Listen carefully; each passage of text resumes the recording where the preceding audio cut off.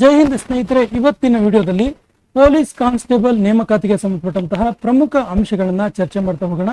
ಸ್ನೇಹಿತರೆ, ಇದು ಕರ್ನಾಟಕ ರಾಜ್ಯ ಪೊಲೀಸ್ ಇಲಾಖೆಯಲ್ಲಿ ಮಿಕ್ಕುಳಿದ ವೃಂದದಲ್ಲಿ ಖಾಲಿ ಇರುವಂತಹ ಕಾನ್ಸ್ಟೇಬಲ್, ಸಿವಿಲ್ ಕಾನ್ಸ್ಟೇಬಲ್ 3395 ಹುದ್ದೆಗಳ ನೇರ ನೇಮಕಾತಿಗೆ ಸಂಬಂಧಪಟ್ಟಂತಹ ಒಂದು ಅಧಿಸೂಚನೆ ಆಗಿದೆ. ಸೊ ಇದ್ರ ಬಗ್ಗೆ ಸಂಪೂರ್ಣ ವಿವರವನ್ನ ತಿಳ್ಕೊಳ್ತಾ ಹೋಗೋಣ. ನೋಡಿ ಸ್ನೇಹಿತರೆ, ಕರ್ನಾಟಕ ರಾಜ್ಯ ಪೊಲೀಸ್ ಇಲಾಖೆಯಲ್ಲಿ ಉಳಿದ ಮೂಲದ ಒಂದು ವೃಂದದಲ್ಲಿನ ವಿವಿಧ ಜಿಲ್ಲಾ ನಗರ ಘಟಕಗಳಲ್ಲಿ ಖಾಲಿ ಇರುವಂತಹ ಪೊಲೀಸ್ ಕಾನ್ಸ್ಟೇಬಲ್, ಅದರಲ್ಲೂ ಸಿವಿಲ್ ವೃಂದದ ಹುದ್ದೆಗಳಿಗೆ ನೇಮಕಾತಿ ಮಾಡುವ ಸಂಬಂಧ ಅಧಿಸೂಚನೆಯನ್ನ ಹೊರಡಿಸಿದೆ. ಸೊ ಈ ಹುದ್ದೆಗಳ ನೇಮಕಾತಿ ಲಿಖಿತ ಪರೀಕ್ಷೆಯನ್ನ ಕರ್ನಾಟಕ ಪರೀಕ್ಷಾ ಪ್ರಾಧಿಕಾರ ಕೈಗೊಳ್ಳುತ್ತೆ. KEA ಪರೀಕ್ಷಾ ಪ್ರಾಧಿಕಾರ ಕೈಗೊಳ್ಳುತ್ತೆ ಮತ್ತು ಕರ್ನಾಟಕ ಪರೀಕ್ಷಾ ಪ್ರಾಧಿಕಾರದಿಂದ ಆನ್ಲೈನ್ ಮೂಲಕ ಅರ್ಜಿಗಳನ್ನು ಆಹ್ವಾನಿಸಿದೆ. ಹಾಗಾದ್ರೆ ಮತ್ತು ಅದರ ಜೊತೆಗೆ ಸದರಿ ಹುದ್ದೆಗಳ ದೇಹದಾಢ್ಯತೆ ಮತ್ತು ಇತರ ನೇಮಕಾತಿಗೆ ಅರ್ಹತೆ ಪಡೆಯಲು KEA ನಡೆಸುವ ಸ್ಪರ್ಧಾತ್ಮಕ ಪರೀಕ್ಷೆಗಳಿಗೆ ಮೊದಲು ಹಾಜರಾಗಬೇಕಾಗತ್ತೆ. ನೋಡಿ, ಕರ್ನಾಟಕ ರಾಜ್ಯದ ಪೊಲೀಸ್ ಇಲಾಖೆಯಲ್ಲಿ ಖಾಲಿ ಇರುವಂತಹ ಪೊಲೀಸ್ ಕಾನ್ಸ್ಟೇಬಲ್ ಸಿವಿಲ್ ಖಾಲಿ ಹುದ್ದೆಗಳ ನೇರ ನೇಮಕಾತಿಗಾಗಿ ರಾಜ್ಯ ಪೊಲೀಸ್ ಲಿಪಿಕ ನೌಕರರ ಸೇವೆಗಳು ಸೇರಿದಂತೆ ನಿಯಮಗಳನ್ನ ಹೇಳ್ತಾ ಹೋಗ್ತಾರೆ. ಸರ್ಕಾರದ ಆದೇಶ ಸಂಖ್ಯೆ ಕೂಡ ಇದೆ. ಹಾಗಾದ್ರೆ ಸ್ನೇಹಿತರೆ, ಹುದ್ದೆಗಳ ವಿವರವನ್ನು ನೋಡ್ತಾ ಹೋದ್ರೆ, ಪೊಲೀಸ್ ಇಲಾಖೆಯಲ್ಲಿ ಮಿಕ್ಕುಳಿದ ವೃಂದದಲ್ಲಿ ಪೊಲೀಸ್ ಕಾನ್ಸ್ಟೇಬಲ್ ಸಿವಿಲ್ ಖಾಲಿ ಇರುವ ಹುದ್ದೆಗಳು ಎಷ್ಟು ಹುದ್ದೆಗಳಿಗೆ ನೀವು ಈಗ ಅಪ್ಲಿಕೇಶನ್ ಹಾಕ್ತಾ ಇರೋದು ಕೇಳಿದ್ರೆ, ನೇರ ಪುರುಷ 2266, ನೇರ ಮಹಿಳಾ ಹುದ್ದೆಗಳ ಸಂಖ್ಯೆ 755, ಸೇವಾ ನಿರತ ಅಂದ್ರೆ ಆಲ್ರೆಡಿ ಗೌರ್ಮೆಂಟ್ ಜಾಬ್ ಅಲ್ಲಿರೋ 257 ಮತ್ತು ಸೇವಾ ನಿರತ ಮಹಿಳಾ 82, ಒಟ್ಟು ತೃತೀಯ ಲಿಂಗ 35, ಒಟ್ಟು 3395 ಹುದ್ದೆಗಳಿಗೆ ನೇಮಕಾತಿ ಪರೀಕ್ಷೆಯನ್ನು ಮಾಡ್ತಾ ಇರೋದು. ಮತ್ತು ಇದರ ವೇತನ ಶ್ರೇಣಿ ನೋಡ್ತಾ ಹೋದ್ರೆ 37,500ದಿಂದ 76,100 ಈ ವೇತನ ಶ್ರೇಣಿಯಲ್ಲಿದೆ. ಒಟ್ಟು ಎಕ್ಸಾಮ್ ಬರೆಯುವಂತಹ ಹುದ್ದೆಗಳ ಸಂಖ್ಯೆ 3,395. ಶೈಕ್ಷಣಿಕ ವಿದ್ಯಾರ್ಹತೆಯನ್ನು ನೋಡಿದ್ರೆ, ಈ ಸಿವಿಲ್ ಕಾನ್ಸ್ಟೇಬಲ್ಗೆ ಶೈಕ್ಷಣಿಕ ವಿದ್ಯಾರ್ಹತೆ ಏನು? ಸಿವಿಲ್ ಕಾನ್ಸ್ಟೇಬಲ್ ಎಕ್ಸಾಮ್ಗೆ ಶೈಕ್ಷಣಿಕ ವಿದ್ಯಾರ್ಹತೆ ಏನು ಕೇಳಿದ್ರೆ PUC ಅಥವಾ ಅದಕ್ಕೆ ಸರಿ ಸಮಾನವಾದಂತಹ ವಿದ್ಯಾರ್ಹತೆ. ಸೊ PUC ಅಂತ ಅಂದ್ಕೊಂಡ್ರೆ ಸಾಕಾಗುತ್ತೆ. ಸೊ ಇನ್ನು ಮುಂದಿನ ಪ್ರಮುಖ ಅಂಶವನ್ನು ನೋಡಿದ್ರೆ, ವಯೋಮಿತಿಗೆ ಸಂಬಂಧಪಟ್ಟಂತಹ ವಿಚಾರಗಳು ನೋಡಿ.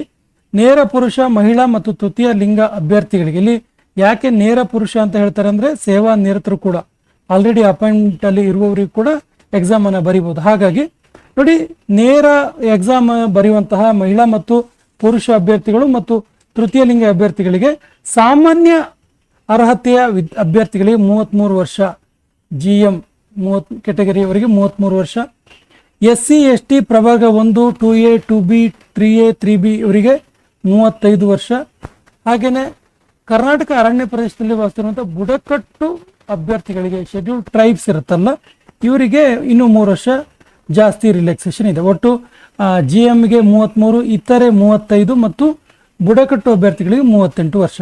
ಇನ್ನು ಸೇವಾ ನಿರತ ಪುರುಷ ಮತ್ತು ಮಹಿಳಾ ಅಭ್ಯರ್ಥಿಗಳಿಗೆ ಗರಿಷ್ಠ ವಯೋಮಿತಿ ಸಾಮಾನ್ಯದವರಿಗೆ 38 ಮತ್ತು ಇತರೆ ಅವರಿಗೆ 40 ವರ್ಷ ವಯೋಮಿತಿ ಇರುತ್ತೆ. ಹಾಗಾದ್ರೆ ಇದರ ಅರ್ಜಿ ಸಲ್ಲಿಸೋದಕ್ಕೆ ವೇಳಾಪಟ್ಟಿ ಯಾವ ರೀತಿ ಇದೆ ಅಂತ ನೋಡಿದ್ರೆ, ಆನ್ಲೈನ್ ಮೂಲಕ ಅರ್ಜಿಯನ್ನು ಸಲ್ಲಿಸಬೇಕಾಗತ್ತೆ. ಆನ್ಲೈನ್ ಮುಖಾಂತರ ಅರ್ಜಿ ಸಲ್ಲಿಸಲು ಪ್ರಾರಂಭದ ದಿನಾಂಕ 8/6/2026, 8ನೇ ತಾರೀಕು ಶುರುವಾಗುತ್ತೆ ನಾಡಿದ್ದಿಂದ. ಆನ್ಲೈನ್ ಮೂಲಕ ಅರ್ಜಿ ಸಲ್ಲಿಸಕ್ಕೆ ಕೊನೆಯ ದಿನಾಂಕ 3/7/2026 ಅಂದ್ರೆ ಜುಲೈ 3ನೇ ತಾರೀಕುವರೆಗೆ ಅವಕಾಶ ಇದೆ. ಮತ್ತು ಜುಲೈ 4ರವರೆಗೆ ನೀವು ಅದರ ಫೀಯನ್ನ ಭರ್ತಿ ಮಾಡಕ್ಕೆ ಅವಕಾಶ ಇದೆ. ಸೊ 8ನೇ ತಾರೀಕಿಂದ ನಾಡಿದ್ದಿಂದ ಇದು ಅಪ್ಲಿಕೇಶನ್ ಹಾಕಕ್ಕೆ ಅವಕಾಶ ಇದೆ. ಮುಂದಿನ ತಿಂಗಳು ಜುಲೈ 3ರವರೆಗೆ ಅಪ್ಲಿಕೇಶನ್ ಅನ್ನ ಹಾಕ್ಬಹುದು. ನೋಡಿ, ತರಬೇತಿ, ಕಾಯಂ ಪೂರ್ವ ಅವಧಿ ಮತ್ತು ವೇತನ ಶ್ರೇಣಿ ಬಗ್ಗೆ ನೋಡೋದಾದ್ರೆ, ತರಬೇತಿಗಳು ಸಾಮಾನ್ಯವಾಗಿ ಪೊಲೀಸ್ ಅಕಾಡೆಮಿಗಳಲ್ಲಿ ಅಂದ್ರೆ ನೇಮಕಾತಿ ಹೊಂದಿದ ಅಭ್ಯರ್ಥಿಗಳು DG ಮತ್ತು IGP ಅವರು ಕಾಲಕಾಲಕ್ಕೆ ನಿರ್ದಿಷ್ಟಪಡಿಸಿದ ಪೊಲೀಸ್ ತರಬೇತಿ ಶಾಲೆಯಲ್ಲಿ 9 ತಿಂಗಳು 9 ಮಂತ್ಸ್ ಬುನಾದಿ ತರಬೇತಿಯನ್ನು ಪಡಿಬೇಕಾಗತ್ತೆ ಮತ್ತು ಅಲ್ಲಿನ ಪರೀಕ್ಷೆಗಳಿಗೆ ಉತ್ತೀರ್ಣ ಆಗಬೇಕಾಗತ್ತೆ. ಇದು ಅಂಡರ್ಸ್ಟುಡ್ ಅಂದ್ರೆ ಅಪಾಯಿಂಟ್ಮೆಂಟ್ ಆಗಿದ್ದಾರೆ ಅಂದ್ರೆ, ಸೆಲೆಕ್ಷನ್ ಆಗಿದ್ದಾರೆ ಅಂದ್ರೆ ಇಲ್ಲಿನ ಪರೀಕ್ಷೆಗಳಲ್ಲಿ ಈಸಿಯಾಗಿ ಪಾಸ್ ಆಗ್ಬೋದು. ಇನ್ನು ಕಾಯಂ ಪೂರ್ವ ಅವಧಿ ಆಸ್ ಇಟ್ ಈಸ್ 2 ವರ್ಷಗಳ ಅವಧಿ ಇರುತ್ತೆ, 2 ವರ್ಷ 6 ತಿಂಗಳಿರುತ್ತೆ. ವೇತನ ಶ್ರೇಣಿ ನಾವು ಆಗಲೇ ಹೇಳಿದ್ವಿ. ಇನ್ನು ಪಿಂಚಣಿ NPS 2006 ನಂತರ ಅಪಾಯಿಂಟ್ ಆದವರಿಗೆಲ್ಲ NPS ಸೌಲಭ್ಯ ಇರುವಂಥದ್ದು. ಇನ್ನು ಆನ್ಲೈನ್ ಮೂಲಕ ಶುಲ್ಕ ಪಾವತಿ ಮಾಡೋದು ಎಷ್ಟು, ಈ ಒಂದು ಅಪ್ಲಿಕೇಶನ್ ಫೀ ಎಷ್ಟಿರುತ್ತೆ ಅಂತೇಳಿ. ಸೊ ಸಾಮಾನ್ಯ ಅರ್ಹತೆ ಮತ್ತು ಇತರೆ ಪ್ರವರ್ಗಗಳು ಪ್ರವರ್ಗ 2A 2B 3A 3Bಗೆ 750 ರೂಪಾಯಿ ಮತ್ತು SC ST ಪ್ರವರ್ಗ 1 ಮಾಜಿ ಸೈನಿಕರು ಮತ್ತು ತೃತೀಯ ಲಿಂಗ ಅಭ್ಯರ್ಥಿಗಳಿಗೆ 500 ರೂಪಾಯಿ ಅಪ್ಲಿಕೇಶನ್ ಫೀ ಇರುತ್ತೆ. ಎಕ್ಸಾಮ್ ಹೆಂಗಿರುತ್ತೆ ಕೇಳಿದ್ರೆ ಲಿಖಿತ ಪರೀಕ್ಷೆ ಇರುತ್ತೆ, ಅಂದರೆ ರಿಟರ್ನ್ ಎಕ್ಸಾಮ್ ಇರುತ್ತೆ. ಇದು ಸ್ಪರ್ಧಾತ್ಮಕ ಪರೀಕ್ಷೆಗಳಲ್ಲಿ ನಡೆಸುವ ಹಾಗೇನೆ ಇದು ಮಲ್ಟಿಪಲ್ ಚಾಯ್ಸ್ ಕ್ವಶನ್ ಆನ್ಸರ್ ಇರುವಂತಹ MCQs ಇರುವಂತಹ ಒಂದು ಎಕ್ಸಾಮ್ ಆಗಿರುತ್ತೆ. ಲಿಖಿತ ಪರೀಕ್ಷೆಯನ್ನು ರಾಜ್ಯದ ಎಲ್ಲ ಆಯ್ದ ಜಿಲ್ಲಾ ಕೇಂದ್ರಗಳಲ್ಲಿ ನಡೆಸಲಾಗುತ್ತೆ. ಆಡಳಿತಾತ್ಮಕ ಉದ್ದೇಶದಿಂದ ಜಿಲ್ಲಾ ಪರೀಕ್ಷೆ ಕೇಂದ್ರ ಬದಲಾವಣೆ ಕೂಡ ಆಗ್ಬೋದು ಅಂತೇಳಿ. ಇನ್ನು ಪಠ್ಯಕ್ರಮ ಬಹಳ ಪ್ರಮುಖವಾಗಿರುತ್ತೆ. ಪ್ರಶ್ನೆ ಪತ್ರಿಕೆ ಮತ್ತು ಪಠ್ಯಕ್ರಮ ಹೆಂಗಿರುತ್ತೆ ಅಂತೇಳಿ ನೋಡಿ. ಲಿಖಿತ ಪರೀಕ್ಷೆ ಸಾಮಾನ್ಯ ಜ್ಞಾನ, ವಿಜ್ಞಾನ, ಭೂಗೋಳ, ಇತಿಹಾಸ, ಭಾರತ ಸಂವಿಧಾನ, ರಾಷ್ಟ್ರೀಯ ಸ್ವಾತಂತ್ರ್ಯ ಚಳವಳಿ, ಮಾನಸಿಕ ಸಾಮರ್ಥ್ಯ ಮತ್ತು ನೈತಿಕ ಶಿಕ್ಷಣ ಒಳಗೊಂಡ ಸಾಮಾನ್ಯ ಅಧ್ಯಯನ 100 ಕ್ವಶನ್ ಆ್ಯಂಡ್ 100 ಮಾರ್ಕ್ಸ್ ಇರುತ್ತೆ. ಸಮಯ 90 ನಿಮಿಷ ಇರುತ್ತೆ. ಲಿಖಿತ ಪರೀಕ್ಷೆ ವೇಳಾಪಟ್ಟಿ ಟೈಮ್ ಟೇಬಲ್ ಕೂಡ ಕೊಟ್ಟಿದ್ದಾರೆ ನೋಡಿ. 2/8/2026 ಆಗಸ್ಟ್ 2ನೇ ತಾರೀಕು ಎಕ್ಸಾಮ್ ಇರುತ್ತೆ. ಬೆಳಗ್ಗೆ 10:30ರಿಂದ 12:00ವರೆಗೆ. ಕಡ್ಡಾಯ ಕನ್ನಡದ ಅಭ್ಯರ್ಥಿಗಳಿಗೆ ವಿಶೇಷವಾಗಿ ಕಡ್ಡಾಯ ಕನ್ನಡ ಪರೀಕ್ಷೆಯಿಂದ ವಿನಾಯಿತಿ ಪಡೆಯದೇ ಇರುವಂತಹ ಅಭ್ಯರ್ಥಿಗಳಿಗೆ ಕಡ್ಡಾಯ ಕನ್ನಡ ಇರುತ್ತೆ. ಅದು ನೆಕ್ಸ್ಟ್ ಡೇಟನ್ನು ಹೇಳ್ತಾರೆ. ಸೊ ಈ ಒಂದು ಪೊಲೀಸ್ ಕಾನ್ಸ್ಟೇಬಲ್ ಎಕ್ಸಾಮ್ನ ರಿಟರ್ನ್ ಎಕ್ಸಾಮ್ ಯಾವಾಗಿರುತ್ತೆ? ಆಗಸ್ಟ್ 2ನೇ ತಾರೀಕು ಇರುತ್ತೆ. ನೋಟ್ ಮಾಡ್ಕೊಳ್ಳಿ, ಆಗಸ್ಟ್ 2ಕ್ಕೆ ಇರುತ್ತೆ. ಇನ್ನೊಂದು ವಿಶೇಷ ಅಂಶ ಏನು ಕೇಳಿದ್ರೆ ನೆಗೆಟಿವ್ ವ್ಯಾಲ್ಯೂಯೇಷನ್ ಇರುತ್ತೆ. ಅಂದರೆ 4 ಪರ್ಯಾಯ ಉತ್ತರಗಳಲ್ಲಿ ಅಭ್ಯರ್ಥಿ ಯಾವ್ದಾದ್ರು ಒಂದು ಸರಿ ಉತ್ತರವನ್ನು ಮಾತ್ರ ಆಯ್ಕೆ ಮಾಡಬೇಕು. ಪ್ರತಿ ತಪ್ಪು ಉತ್ತರಕ್ಕೆ 4ನೇ 1 ಅಂಶ, ಅಂದರೆ 4 ಕ್ವಶನಿಗೆ ಆನ್ಸರ್ ತಪ್ಪು ಬರೆದ್ರೆ 1 ಮಾರ್ಕ್ಸನ್ನು ಕಟ್ ಮಾಡ್ತಾರೆ. ಇದು ಗೊತ್ತಿರಲಿ. ಸೊ ಲಿಖಿತ ಪರೀಕ್ಷೆ ಆದಮೇಲೆ ಅದರ ನಂತರ 1:5 ಅನುಪಾತದ ಅಡಿಯಲ್ಲಿ ದೈಹಿಕ ಪರೀಕ್ಷೆಗೆ, ದೇಹದಾರ್ಢ್ಯತೆ ಪರೀಕ್ಷೆಗೆ ಫಿಸಿಕಲ್ ಸ್ಟ್ಯಾಂಡರ್ಡ್ ಟೆಸ್ಟ್ ಮತ್ತು ಎಂಡ್ಯೂರೆನ್ಸ್ ಟೆಸ್ಟ್ಗಳನ್ನು ನಡೆಸಲಾಗುತ್ತೆ. ದಿನಾಂಕಗಳನ್ನು ನಂತರ ಹೇಳ್ತೀವಿ ಅಂತ ಹೇಳ್ತಾರೆ.